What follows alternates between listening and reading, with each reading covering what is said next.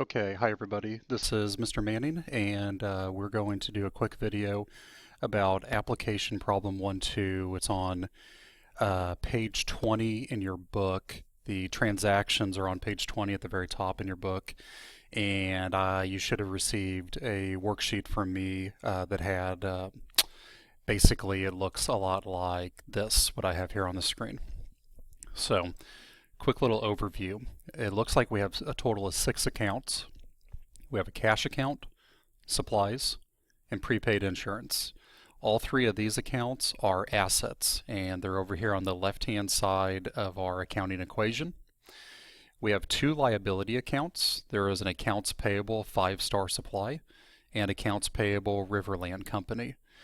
Both of these are companies that we may purchase items from, and we are going to buy items from them what's called on account. On account just simply means that we are promising to pay them back at a later date. And then finally, we have an owner's equity account. Our owner, Calvin Parrish, he has a capital account. All right, we're going to be working with these transactions. I just took a picture of the book. Like I said earlier, you can find these at the top of page 20. So let's go ahead and begin. Transaction number 1, received cash from owner as an investment, $3,000. And luckily on the worksheet, they have already recorded this transaction for you. So let's talk a little bit about what's happening. Calvin Parrish, the owner, he gave us $3,000 kind of as some money that we can use to purchase other things that the business needs. When he did this, it affected 2 accounts. We now have more cash than we used to. When this began, we had 0 cash, and he gave us $3,000. So we put a plus $3,000. And because he did that, it made the overall value of the business go up by that same amount, $3,000. So in Calvin Parrish's capital account, we also have plus $3,000. These things are on opposite sides of the accounting equation, the ALLO equation. Therefore, if one of the accounts goes up in value, then the other account has to go up in value as well. So that's why both of them are plus 3,000.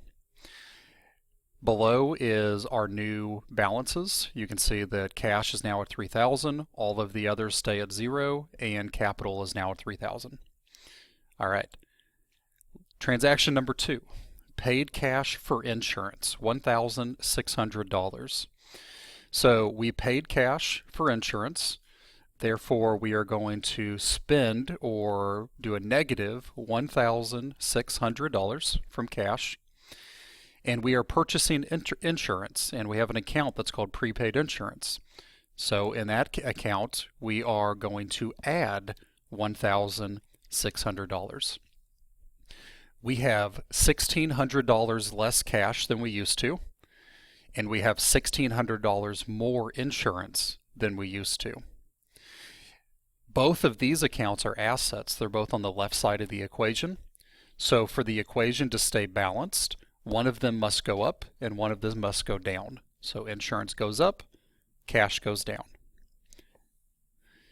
All of the balances are now going to change. So we currently have $1,400 cash. Supplies is still 0. We have $1,600 insurance, 0 for both of our accounts payables, and the capital account is still at 3,000. Transaction 3, bought supplies on account from 5-Star Supply, $700. Okay, we purchased supplies. We have more supplies than we used to. So the value of our supplies account is going to go up by $700. We bought these supplies from 5-Star Supply. However, the transaction says that we did it on account. That's very important. Anytime you see the words on account, that means that whomever is purchasing the items, they are agreeing to pay back later. So in this instance, we are buying the supplies, and we are telling 5-Star Supply, we will pay you $700 at a later date. So we have a liability account called accounts payable for 5-Star Supply. The value of that account goes up $700. The reason that is because we now owe them $700 more than we used to. These are on opposite sides of the equation. So when one of them goes up 700, the other one must also go up by that amount so that the equation stays balanced. We need to put in our new balances for each account. So I'm going to go straight across here. Just do some quick, easy math. And we're ready for the next transaction. Bought supplies on account from Riverland Company, $300. This is practically identical to what we just did. We have $300 this time and more in supplies. However, we purchased it from Riverland Company instead of Five Star Supply. So we owe them $300 more than we used to. Update our balances.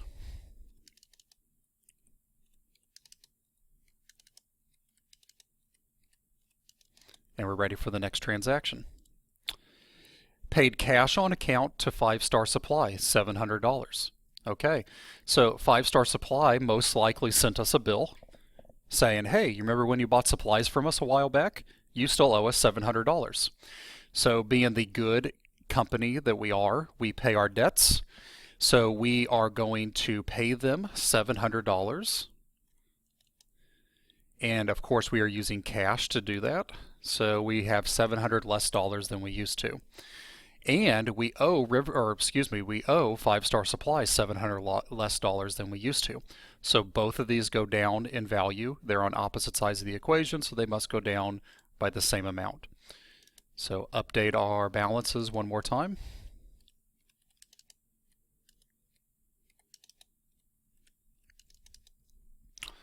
Okay, next transaction. Paid cash on account to Riverland Company, $200. So practically the exact same thing. For some reason, we decided not to pay Riverland Company the full amount that we owe them.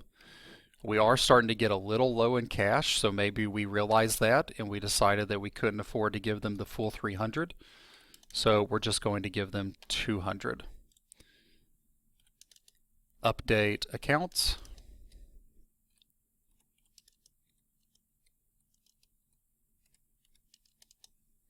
I'm going to move this up just a little bit. Next transaction. Paid cash for supplies, $100. So this time we went out and bought supplies and we just simply used cash. We didn't try to buy it on account. So we have $100 less than we used to. However, we have $100 more worth of supplies than we used to. Once again, update accounts. Got to update those balances, make sure they are accurate. All right. Last transaction, transaction 8, received cash from owner as an investment, $1,500. So probably Calvin Parrish realized that we are getting a little low in cash because we're down to $400. And he said, here's another $1,500 for you to continue to operate the business. This is not uncommon. Owners do this all the time. They put cash into the business, and sometimes they even take cash out of the business for their own use. This time Calvin has given us $1,500, right? Yep, $1,500. So we are going to add $1,500 to cash. We have more than we used to.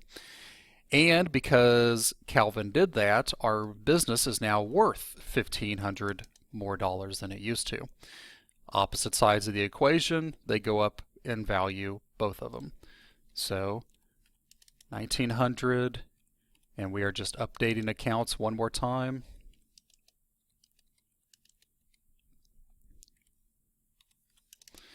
Okay, as a quick little way to check yourself, you can, when you are done with all transactions, you can add up all of the balances from accounts on the left-hand side and all of the balances from accounts on the right-hand side, and both of those numbers should equal. So I am going to do that now. Let me pull out my calculator. All right, here's my calculator. You probably can do this in your head. Cash, $1,900. Supplies, $1,100.